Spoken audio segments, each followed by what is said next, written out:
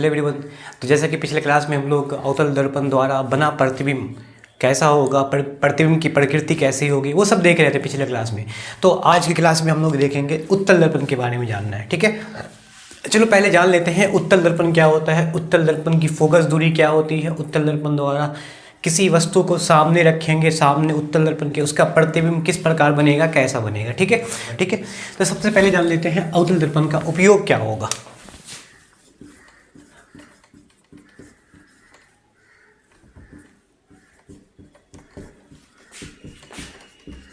अवतल दर्पण का उपयोग, ठीक है। तो अवतल दर्पण का उपयोग कहाँ कहाँ होगा, कैसे होगा, क्या होगा, उसको जानेंगे आज। सबसे पहला उपयोग देखो, एक होता है बड़े द्वारक वाला अवतल दर्पण, एक होता है छोटे द्वारक वाला। ठीक है, तो देखो इसमें द्वारक जो होता है, ये द्वारक हो गया, एक द्वारक ऐसा हो गया।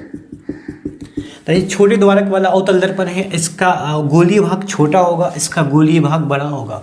ऑब्वियसली जब इसका गोलीय भाग छोटा होगा तो वक्र केंद्र भी छोटा होगा, कम दूरी पर होगा, वक्र त्रिज्या भी कम होगा। जिसका द्वारक बड़ा है उसका केंद्र भी बड़ा होगा, ऑब्वियसली केंद्र दूर पर होगा, वक्र त्रिज्या बड़ा होगा, मतलब फोकस दूरी उस टाइम में इस द्वारक के लिए फोकस दूरी क्या होगा, ज़्यादा होगा। छोटे द्वारक वाले में फोकस दूरी कम होगा। तो चूंकि ऐसा होता है कि हम लोग देख चुके हैं कि अवतल दर्पण के सामने वस्तु को बारी बारी से रखा जाए। देखो याद करो, वस्तु को रखा गया था पीएफ के बीच में, इसका प्रतिबिंब आभासी बना था, सीधा बना था और बड़ा बना था। वस्तु को दूसरी बार में एफ पे रखा था, अनंत पे प्रतिबिंब बना था। ठीक है, एफ सी के बीच रखा जाता है वस्तु को, तो उसका प्रतिबिंब सी के बाहर बनेगा। वस्तु को अगर सी पर रखते हैं तो बराबर प्रतिबिंब सी पर ही बनता है, परंतु उल्टा होता है, वास्तविक होता है। सी के बाहर प्रतिबिंब रखेंगे, एफ सी के बीच बनेगा। वस्तु रखेंगे अनंत पर, अनंत पे वस्तु रखेंगे, उसका प्रतिबिंब एफ बनेगा। तो इस तरह से बहुत सारा प्रकृति बनता है। मतलब कह सकते हैं कि वस्तु को अवतल दर्पण के सामने जैसे जैसे दूर ले जाओगे वैसे वैसे प्रतिबिंब पास बनेगा। एक स्थिति को छोड़कर पी एफ के बीच रखा जाए तो उसका प्रतिबिंब जो बनेगा वो दर्पण के पीछे बनेगा, इस प्रकार।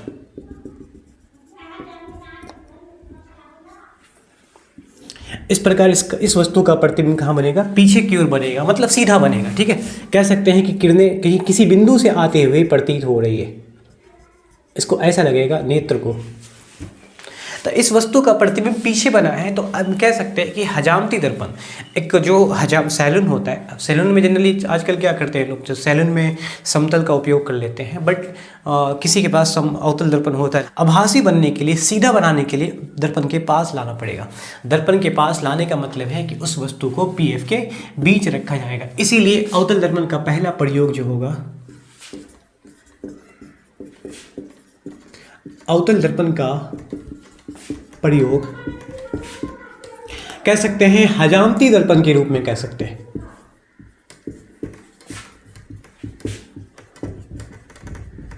हजामती दर्पण के रूप में किया जाता है। ठीक है, किसका उपयोग, अवतल दर्पण का उपयोग। दूसरा पॉइंट, यदि वस्तु को पीएफ के बीच रखा जाए तो उसके द्वारा बना प्रतिबिंब सीधा होगा। क्यों किया जाता है, क्योंकि उसके द्वारा बना प्रतिबिंब हमेशा सीधा होता है, इसीलिए, और बड़ा होता है। दूसरा पॉइंट, ठीक उसी तरह से जिस तरह से एक नाई क्या करेगा, बाल काटने वाले का, हेयर कट करने वाले का, जिसका, तो उसको पीएफ के बीच रखेगा, जनरली दर्पण के पास रखेगा। दूसरा पॉइंट,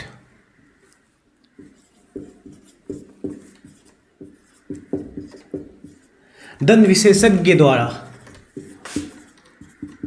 है ना, दंत विशेषज्ञ द्वारा अवतल दर्पण का प्रयोग किया जाता है।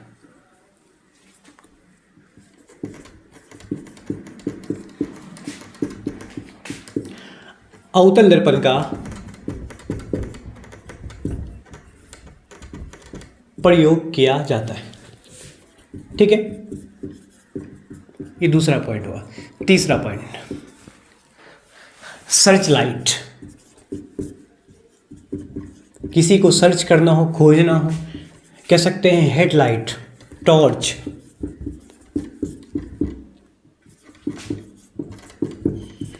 वाहनों के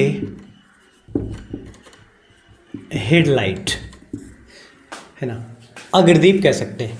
हेडलाइट, वाहनों के हेडलाइट में अवतल दर्पण का प्रयोग किया जाता है। किसका प्रयोग करेंगे? अवतल दर्पण का प्रयोग किया जाता है। ठीक है, इसको याद रखना है आपको।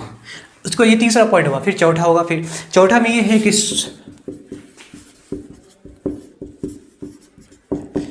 बड़े सौर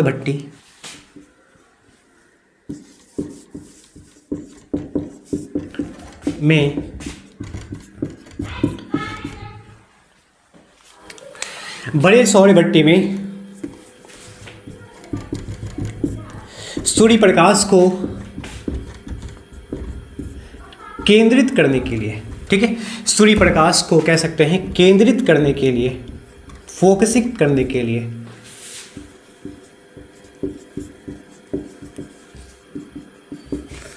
अवतल दर्पण का प्रयोग किया जाता है।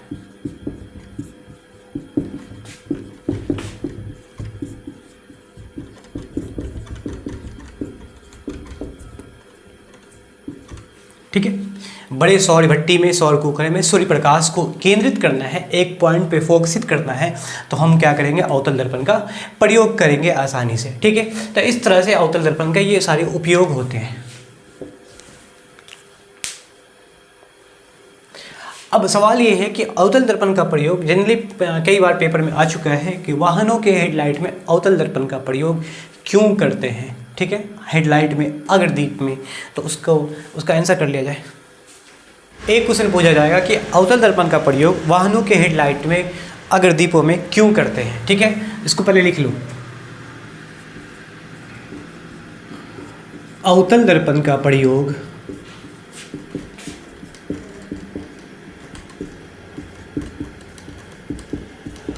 वाहनों के अग्रदीप कह सकते हैं। ठीक है, अग्रदीपों में, यह हम कह सकते हैं हेडलाइट में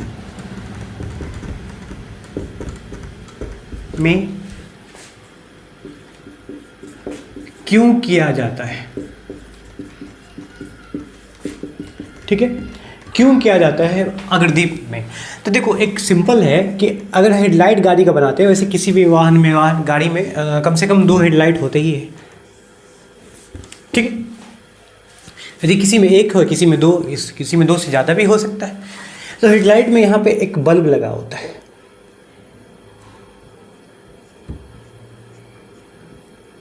जो प्रकाश उत्सर्जित करेगा। इसका जो अंदरूनी भाग होता है, ये जो लेयर होता है, सतह होता है, वही होता है, ये होता है दर्पण। कौन सा दर्पण होगा? ये होगा आपका अवतल दर्पण। ये अवतल दर्पण होता है। ठीक है, तो इसलिए करते हैं हेडलाइट में अवतल दर्पण का प्रयोग, क्योंकि जो प्रकाश सीधी जानी होगी वो तो सीधी निकल जाएगी, जिसको सीधा जाना वो सीधे निकल जाएगी। लेकिन जो प्रकाश अगर अवतल दर्पण पर आपतित होती है, पड़ती है अवतल दर्पण पर, तो लौटने के बाद वो सीधी निकल जाएगी। ये ऐसा ये माना जाएगा कि जहाँ पर रखा हुआ है बल्ब है, विद्युत बल्ब, वो बल्ब फोकस पे रखा हुआ था। याद करो, जब कोई वस्तु अवतल दर्पण में फोकस पे रखता है तो उसका प्रतिबिंब अनंत पे बनता है। तो ऐसा द्वारक का प्रयोग किया जाता है ताकि वो बल्ब का जो केंद्र वाला भाग है वो फोकस पे होगा। यदि वो फोकस पे होगा तो आपतित करेगी प्रकाश, परावर्तन के बाद मुख्य अक्ष के समांतर चली जाएगी। मतलब प्रकाश की जो तीव्रता होगी, वो इंटेंसिटी जो होगा, वो सीधा बहुत ही ज़्यादा होगा। इसीलिए अवतल दर्पण में कह सकते हैं अवतल दर्पण का प्रयोग वाहनों के हेडलाइट में करते हैं, बैक साइड में, ताकि जो प्रकाश को सीधी निकलनी है वो तो निकल जाएगी, लेकिन जो प्रकाश कह सकते हैं दर्पण पर आपतित होती है तो परावर्तन के बाद, लौटने के बाद मुख्य अक्ष के समांतर सीधी निकल जाती है। यही रीज़न है कि अवतल दर्पण का प्रयोग किया जाता है वाहनों के हेडलाइट में। ठीक है,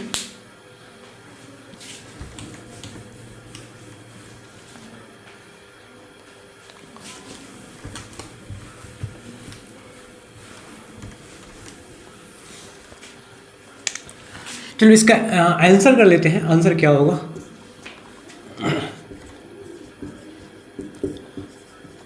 अवतल दर्पण का प्रयोग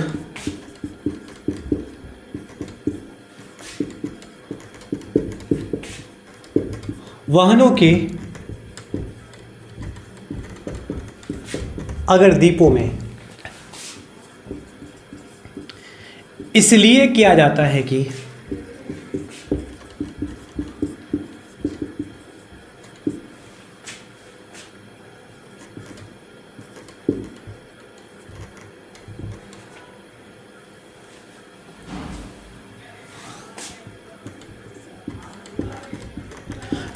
अवतल दर्पण द्वारा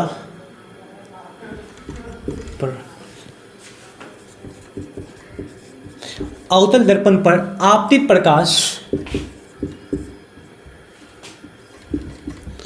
ऑब्वियसली अवतल दर्पण है तो परावर्तन होगा।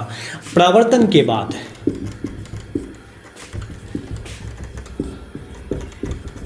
मुख अक्ष के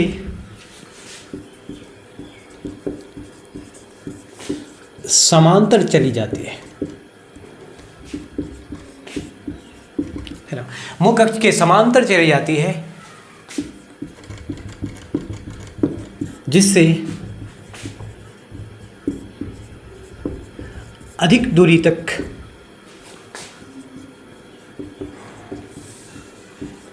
प्रकाश की तीव्रता, इंटेंसिटी कह सकते हैं, तीव्रता इंटेंसिटी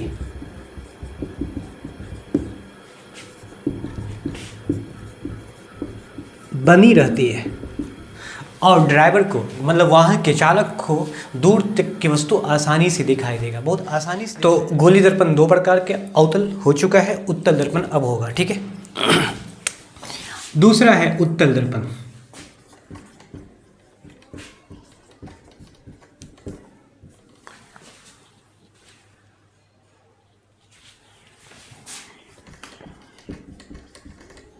कॉन्वेक्स मिरर,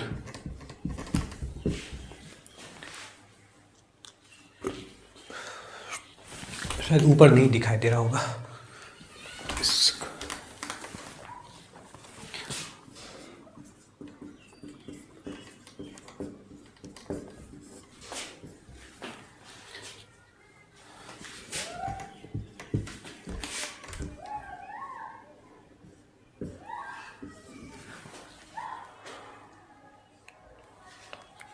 तो उत्तल दर्पण में देखेंगे कि वह दर्पण जिसकी परावर्तक सतह उभरी होगा, ये उत्तल दर्पण होगा। इसकी परावर्तक सतह क्या होती है? उभरी होती है ना। जिसकी परावर्तक सतह, ये कह सकते हैं जिस दर्पण की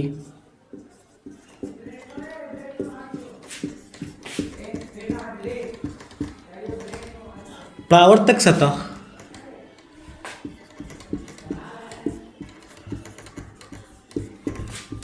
उभरी हो, उसे कह सकते हैं उत्तल दर्पण।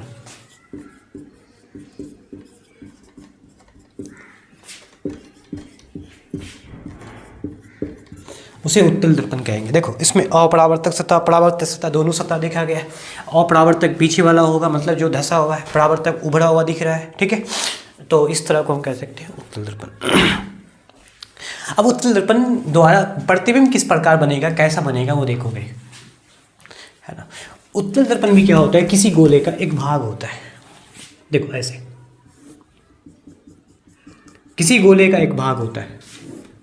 तो ऑब्वियसली यहाँ मुख अक्ष अगर बनाया गया है तो गोली दर्पण के मध्य बिंदु को मुख अक्ष कहेंगे, पी नहीं मतलब ध्रुव कहेंगे, पोल के नाम से जानते हैं ना। क्योंकि गोले का एक भाग है तो इसका एक केंद्र होगा, ऑब्वियसली यहाँ होगा वक्ता केंद्र। इस दोनों का मध्य बिंदु क्या होगा, एफ होगा। अब वो कैसे एफ बनेगा वो देखो, मुख फोकस बनेगा कैसे। तो जो किरणें समांतर आ रही है, मुख अक्ष के समानांतर किरणें आ रही है, ऑब्वियसली परावर्तन होगा, लौटेगा। तो किसी बिंदु से किरणें आती हुई प्रतीत होगी, जिस बिंदु से आती हुई प्रतीत होगी वही बिंदु इस उत्तल दर्पण का मुख फोकस होगा। देखो कैसे बनता है, किरणें मुख अक्ष के समांतर आई, ठीक है, किरणें मुख अक्ष के समानांतर आती है, ऑब्वियसली ये लौट जाएगी, परावर्तित हो जाएगी।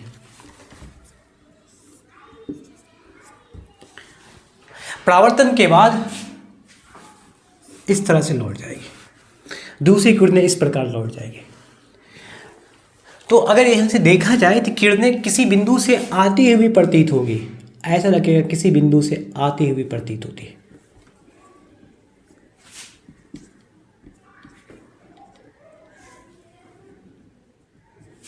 इसमें लगेगा किसी बिंदु से आती हुई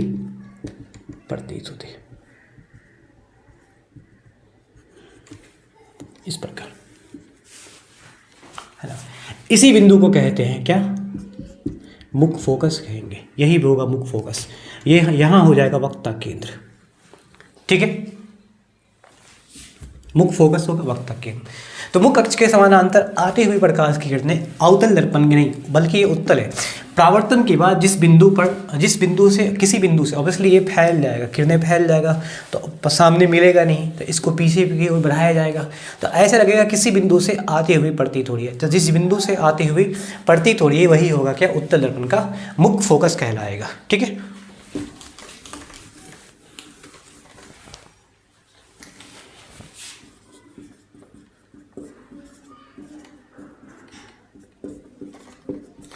उत्तल दर्पण में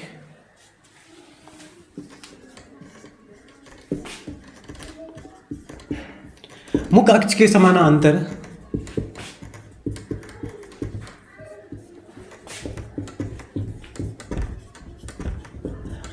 आती हुई प्रकाश की किरणें, है ना, कह सकते हैं आती हुई प्रकाश की किरणें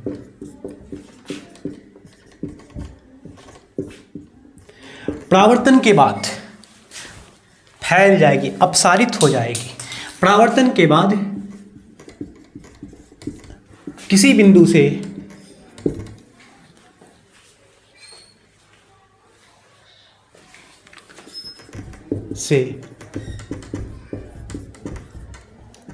आती हुई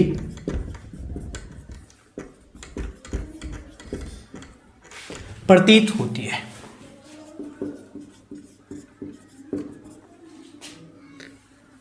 तो जिस बिंदु से आती हुई प्रतीत होती है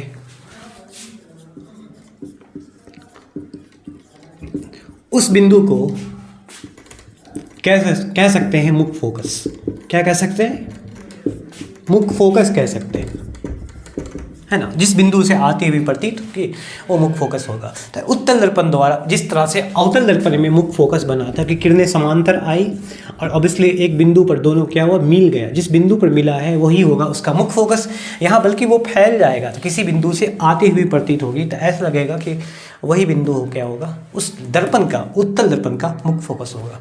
तो याद रखना कि जिस बिंदु से आती हुई प्रतीत होगी वह बिंदु P और C मतलब गोलीय दर्पण का ध्रुव और वक्ता केंद्र के बीच का मध्य बिंदु होगा मुख्य फोकस। यही होता है क्या, फोकस दूरी F। यही यहाँ से लेके यहाँ तक की दूरी भी क्या होगा, F। और वक्ता त्रिज्या P से लेके C की दूरी वक्ता त्रिज्या होगा। तो यहाँ से न्यू रिलेशन आया R बराबर 2F। R बराबर 2F केवल अवतल दर्पण में नहीं होता है बल्कि उत्तल दर्पण में भी होता है, ठीक है।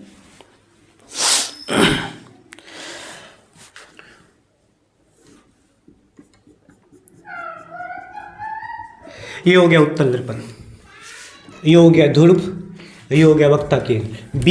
P और C के मध्य बिंदु जो होगा F कहलाएगा, है ना, उत्तल कह सकते हैं उत्तल दर्पण का मुख्य फोकस कहलाएगा। यही होगा मुख्य फोकस।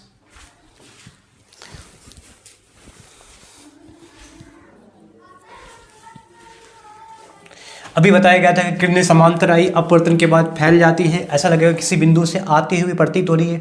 तो जिस बिंदु से आती हुई प्रतीत हो रही है वही होगा मुख्य फोकस। ये बिंदु P और C मतलब ध्रुव और वक्ता केंद्र के बीच का बिंदु होगा, मध्य बिंदु होगा, ठीक है। इस तरह से मुख्य फोकस बनता है। अब वस्तु को P और F के बीच में, F पर से FC के बीच में नहीं रखेंगे। हमें इसमें ये देखना है कि उत्तल दर्पण द्वारा बना प्रतिबिंब की प्रकृति कैसा होगा, वो देखना है। जिस तरह से अवतल दर्पण में हमने 5 या 6 स्थिति में वस्तु को रखा था, बारी बारी से उसके द्वारा प्रतिबिंब बना था। लेकिन इसमें क्या होगा, वस्तु को 6 स्थिति में नहीं रखना है। रीज़न ये है कि इसमें उत्तल दर्पण में जो अपरावर्तक सतह है उसकी ओर दिया हुआ है P, F कह सकते हैं, C जो भी हो।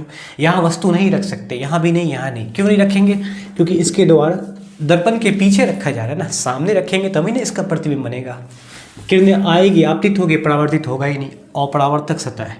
इसीलिए वस्तु को कहाँ रखेंगे, इस वस्तु को रखना है तो दर्पण के सामने रखना है।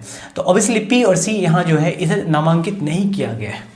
क्यों नहीं किया गया, क्योंकि गोलीय दर्पण का एक भाग होता है, इस तरह से गोल होगा, इधर ही F होगा, इधर ही C होगा। हम इधर को रख देंगे P और F, मतलब वस्तु को F कर देंगे, C कर देंगे, तो वो फिर नहीं सब चलेगा वो, ठीक है। इसमें केवल 2 ही स्थिति में वस्तु रख सकते हैं, एक P और दूसरा अनंत। P अनंत के बीच में और दूसरा अनंत पे रख सकते हैं, देखते हैं कि P अनंत पर वस्तु को रखते हैं तो कैसा प्रतिबिंब बनेगा। ठीक है, वस्तु को रखा जाए यहाँ पर,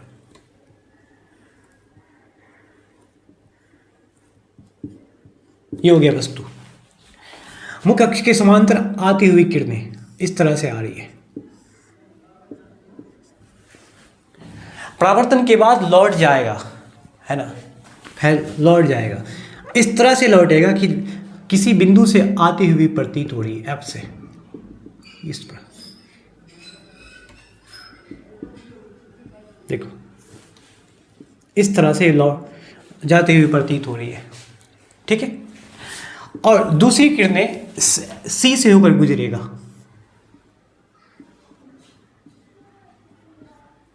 इस प्रकार जाएगा फिर वापस आ जाएगा। तो ऐसा प्रतीत होगा कि वो बिंदु C, मतलब वो किरणें C से आ रही है। अब इसमें देखो दो किरणें यहां पर मिला तो यहां बन गया प्रतिबिंब, प्रतिबिंब बन जाएगा इस तरह से। इसीलिए उत्तल दर्पण का प्रयोग साइड मिरर के रूप में करते हैं। ठीक है, क्योंकि साइड मिरर के रूप में करने का मतलब है कि किसी वस्तु का अगर प्रतिबिंब बनेगा तो वो सीधा बनेगा, बल्कि वो छोटा बनेगा परंतु सीधा बनेगा। कोई जरूरी नहीं कि वस्तु को केवल सामने रखा जाए, मतलब दर्पण के बहुत पास रखा जाए। अगर उत्तल दर्पण की वस्तु को काफ़ी दूर भी रखा जाएगा तो उसका प्रतिबिंब, याद रखिएगा, उसका प्रतिबिंब जो बनेगा वो FC के बीच ही बनेगा, छोटा बनेगा। वस्तु यहाँ रखो, कहीं भी रखो, बल्कि वो अनंत पर छोड़ना, नहीं अनंत नहीं, P अनंत के बीच में वस्तु को कहीं भी रखा जाए तो उसका प्रतिबिंब F और P के बीच में बनेगा, सीधा बनेगा और छोटा बनेगा। ठीक है, अगर अनंत पर रखते हैं तब क्या होगा, देखो अनंत पर रखने की स्थिति में किसी वस्तु का प्रतिबिंब क्या होगा, वस्तु अनंत पर रखा हुआ है तो वहाँ से किरणें आती हुई प्रतीत हो रही, ऊपर से नीचे से दोनों से, है ना, फैल जाएगी। इस तरह से फैलने का मतलब है कि मुख्य अक्ष पे मिलेगी, मुख्य अक्ष पे मिलेगा तो वो बिंदु होगा मुख्य फोकस। यदि किरणें अनंत पर हो तो प्रतिबिंब फोकस पे बनेगा। बताया गया तो अवतल में भी वस्तु को अनंत पे रखो, प्रतिबिंब बनेगा फोकस पर। फोकस पे बनेगा मतलब बनेगा कैसा, उत्तल दर्पण द्वारा जो बना प्रतिबिंब वो किस प्रकार का होगा, किस प्रकृति का होगा, है ना। तो उत्तल दर्पण द्वारा बना प्रतिबिंब आभासी होगा, मतलब काल्पनिक होगा। दर्पण के पीछे बनना है, चाहे वो अनंत के बीच में रखा जाए या अनंत पर रखा जाए, बीच में बनना मतलब दर्पण के पीछे बन रहा है, आभासी बनेगा। आभासी, और आभासी हमेशा उल्टा होता है, उल्टा प्रतिबिंब बनेगा। ठीक है, दूसरी किरणें, दूसरा पॉइंट कह सकते हैं कि वस्तु से छोटा, आकार में छोटा, यदि अनंत पर हो तो बहुत ही छोटा, अनंत P के बीच में हो तो थोड़ा छोटा होगा। वस्तु से छोटा प्रतिबिंब, ठीक है, और बनेगा तो PF के बीच में बनेगा,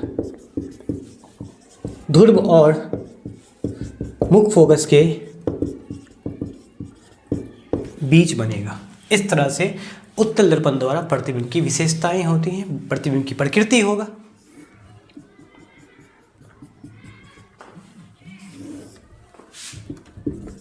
हमने उत्तल दर्पण के सामने वस्तु रखेंगे, कहीं पर भी रख सकते हैं, सामने में कहीं भी, यहाँ वहाँ। कह सकते हैं कि उत्तल दर्पण का प्रयोग साइड मिरर के रूप में करते हैं, ना, वाहन के कह सकते हैं पश्च दृश्य के रूप में, पीछे देखने के लिए। अब साइड मिरर के रूप में जो दर्पण होता है वो पीछे देखने के लिए, तो पीछे जो वाहन आती है तो उस वाहन को इस दर्पण के लिए वस्तु मान लिया जाए तो वस्तु ऑब्वियसली या तो पास हो सकता है या थोड़ा दूर हो सकता है। सपोज मान लो कि यहाँ वस्तु है ना, एक वाहन जिसमें लगा हुआ साइड मिरर, एक पीछे वाली गाड़ी, कह सकते हैं वाहन जो है वस्तु का काम करेगा। इससे आने वाली किरणें परावर्तित होगी, इस प्रकार होगी कि वो मतलब पता चलेगा कि वो फोकस से आ रही है,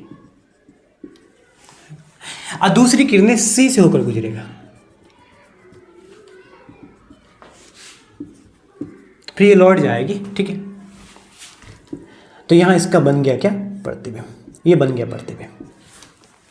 तो साइड मिरर के रूप में इसलिए करते हैं क्योंकि वो वाहन अगर पीछे है तो उसके द्वारा बना प्रतिबिंब क्या होगा, सीधा होगा। अगर साइड मिरर में अवतल दर्पण का प्रयोग कर दिया जाए तब क्या होगा, देखो PFC, ऑब्वियसली परावर्तक सतह इस ओर है तो ऑब्वियसली वस्तु भी इधर ही होगा, वाहन आएगी तो इधर ही आएगी। तो वाहन हो सकता है कि वो वाहन या तो PF के बीच में होगा या F से बाहर हो सकता है। तो जनरली द्वारक की बात होती है कि द्वारक अगर बड़ा होगा तो वाहन और थोड़ा सा पीछे हो सकता है, कहीं भी हो सकता है। द्वारक देखा जाता है कि अगर द्वारक बड़ा है तो PF के बीच का डिस्टेंस भी ज़्यादा होगा, दूरी बड़ा होगा। लेकिन हम द्वारक से यहाँ पे कोई फ़र्क नहीं पड़ना चाहिए, क्योंकि वाहन को जब हम पीछे की गाड़ी देखना है, अगर उस वाहन में गाड़ी में अगर अवतल दर्पण का प्रयोग किया जाए तो सपोज गाड़ी यहाँ पर है, तो याद करो कोई वस्तु को C के बाहर रखते हैं तो प्रतिबिंब CF के बीच में बनता है, उल्टा बनता है, थोड़ा बड़ा बनता है, ये शर्त पता होगा। अगर हो सकता है कि बहुत ही पास हो, जो गाड़ी हम चला रहे हैं, वाहन चला रहे हैं, उसके साइड मिरर में अगर बैक साइड देखेंगे कि जो गाड़ी आ रही है, हो सकता है कि वो पास हो, तो इसके द्वारा बना प्रतिबिंब क्या होगा, सीधा होगा, आभासी होगा। उसके बाहर कहीं भी वस्तु रखोगे, दर्पण उस वस्तु का प्रतिबिंब सामने बनेगा लेकिन उल्टा बनेगा। तो ऐसा कोई ज़रूरी नहीं है कि वाहन के बहुत पास ही कह सकते हैं पीछे वाला वाहन हो सकता है, दूर भी हो सकता है। अगर दूर होगा तो उल्टा बनेगा, पास होगा तो सीधा बनेगा। किस दर्पण द्वारा? अवतल दर्पण द्वारा। इसलिए अवतल दर्पण को यहाँ से इग्नोर किया जाता है, हटा दिया जाता है, उसकी जगह पे किया जाता है उत्तल दर्पण का प्रयोग। क्यों? क्योंकि उत्तल दर्पण में यदि वाहन, पीछे वाला वाहन यहाँ हो, कहीं पर भी हो, किसी भी बिंदु पर हो, तो उसका प्रतिबिंब P और F के बीच बनेगा, छोटा बनेगा लेकिन सीधा बनेगा। सीधा बनने की वजह से उत्तल दर्पण का प्रयोग करते हैं, उल्टा बनने की वजह से अवतल दर्पण का प्रयोग नहीं किया जाता है। क्योंकि अवतल का प्रयोग करेंगे तो अवतल दर्पण द्वारा बना प्रतिबिंब, ये वस्तु है, इस वस्तु का प्रतिबिंब बन जाएगा। मतलब ये हुआ कि अगर पीछे से बस आ रही है, जैसे ऑब्वियसली बस का जो नीचे वाला पोर्शन कह सकते हैं, जो व्हील होता है, पहिए होते हैं, बस का जो पहिए होते हैं, अगर अवतल दर्पण द्वारा दिखा जाएगा तो उल्टा दिखेगा, मतलब पहिया ऊपर दिखेगा और उसका जो ऊपर वाला रूफ पोर्शन कह सकते हैं, छत वाला पोर्शन है, वो नीचे दिखेगा। इसलिए अवतल का प्रयोग नहीं किया जाता है। उत्तल का प्रयोग करेंगे, उत्तल दर्पण का प्रयोग करते हैं, हमेशा सीधा बनेगा चाहे छोटा बने। एक और रीज़न, तो एक कारण समझ में आ गया कि उत्तल का प्रयोग क्यों करते हैं वाहन के साइड मिरर के रूप में, क्योंकि उत्तल दर्पण द्वारा बना प्रतिबिंब हमेशा सीधा होगा, चाहे वो पीछे वाला वाहन कहीं भी हो, चाहे वहाँ हो, दूर हो, बहुत पास हो। इसमें क्या होगा कि पास हो तो सीधा बनेगा और दूर हो तो उल्टा बनेगा। इसलिए उत्तल दर्पण को कह सकते हैं, अवतल दर्पण को मतलब छोड़ कर दिया जाता है, अवतल दर्पण का प्रयोग नहीं किया जाता है। तो अब एक रीज़न तो ये हो गया। दूसरा कारण कि अवतल दर्पण का जो दृष्टि क्षेत्र है, देखो इसकी जो परावर्तक सतह है वो धसी हुई है, तो देखने का जो रीजन होगा, एरिया होगा, दृष्टि क्षेत्र कह सकते हैं, वो थोड़ा कम है, बल्कि वो कम नहीं कहो, थोड़ा सा और कम है। इस तरह से इसका जो दृष्टि क्षेत्र है उतना ही है। अगर सपोज वस्तु यहाँ पर है तो हो सकता है कि इसका प्रतिबिंब इस दर्पण द्वारा बनेगा तो वो दिखाई नहीं देगा। वस्तु यहाँ पर है तो उसका जो प्रतिबिंब बनेगा वो दिखाई नहीं देगा। वस्तु अगर इसके रेंज में आ गया, इसके दृष्टि क्षेत्र में आ गया तो इसका प्रतिबिंब बन सकता है। लेकिन उत्तल में क्या होता है कि उत्तल का जो दृष्टि क्षेत्र होगा, चूँकि जो परावर्तक सतह है वो फैला हुआ है, उभरा हुआ है, इसका दृष्टि क्षेत्र बढ़ गया। वस्तु यहाँ हो उसका भी प्रतिबिंब बना देगा, वस्तु यहाँ भी हो उसका भी प्रतिबिंब बना देगा, वस्तु यहाँ भी हो तो उसका प्रतिबिंब बनाएगा। मतलब कह सकते हैं कि उत्तल दर्पण द्वारा बड़े एरिया वाले रीजन में हम कोई भी वस्तु को आसानी से देख सकते हैं। ठीक है, तो यही रीज़न है। दो कारण हमेशा याद रखिएगा, अब आपको एग्जाम में अच्छे मार्क्स मिलेंगे। ये दो कारण अगर आप एक्सप्लेन कर देंगे अच्छी तरीके से तो अच्छे नंबर मिल सकते हैं, अच्छे अंक प्राप्त कर सकते हैं। वाहनों की हेडलाइट में पहले क्वेश्चन अटेम्प्ट करते हैं, क्वेश्चन है क्या समझ लेते हैं।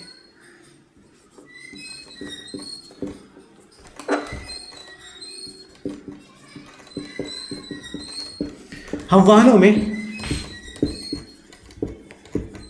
पश्च दृश्य के लिए, पीछे देखने के लिए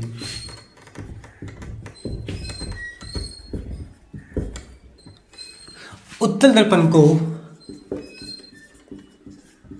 वरीयता क्यों देते हैं, उत्तल दर्पण को हम पीछे क्यों देखते हैं, उत्तल दर्पण का प्रयोग क्यों करते हैं। ठीक है, तो इसका आंसर लिखना है। एक रीज़न पता चल गया कि उत्तल दर्पण द्वारा कहीं भी वस्तु हो उसका प्रतिबिंब हमेशा सीधा बनेगा लेकिन छोटा बनेगा। और दूसरा रीज़न कि इसका जो एरिया होगा देखने का जो कैप्चर होगा वो बहुत ही बड़ा होगा। ठीक है, तो 2 रीज़न याद रखना है, इसी को एक्सप्लेन करना है। आंसर करते हैं।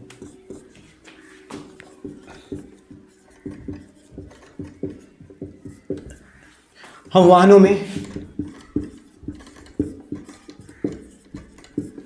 पृष्ठ दृश्य के लिए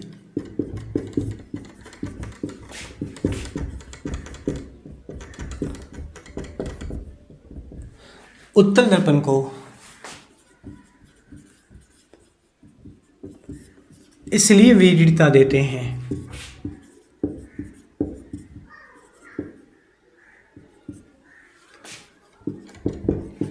क्योंकि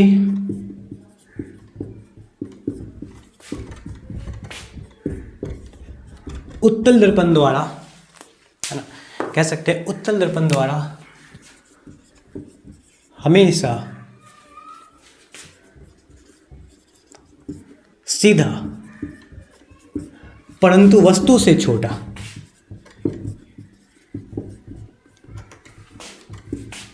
वस्तु से छोटा तो मतलब ही नहीं है ना, सीधा बन गया काफ़ी है। अगर पीछे देखेंगे तो पीछे कोई गाड़ी आ रही है तो इसलिए वो छोटा दिखेगा, उससे कोई इशू नहीं है, ड्राइवर को कोई दिक्कत नहीं होनी चाहिए। लेकिन अगर उल्टा दिखेगा तो फिर ड्राइवर को दिक्कत होगा, हो सकता है कि एक्सीडेंट की संभावना हो सकती है ना। तो सीधा दिखनी चाहिए, लेकिन छोटा दिखे तो कोई दिक्कत नहीं, उसका कोई इशू नहीं है। तो जनरली ऐसा होता है कि सीधा दिखेगा तो जो पीछे गाड़ी आती है तो जो आगे वाला ड्राइवर जो गाड़ी चला रहा है उसको कोई दिक्कत नहीं होनी चाहिए। हमेशा सीधा परंतु वस्तु से छोटा प्रतिबिंब बनता है।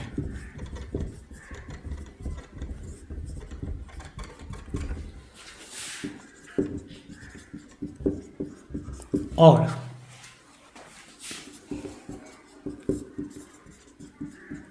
उत्तल दर्पण का दृष्टि क्षेत्र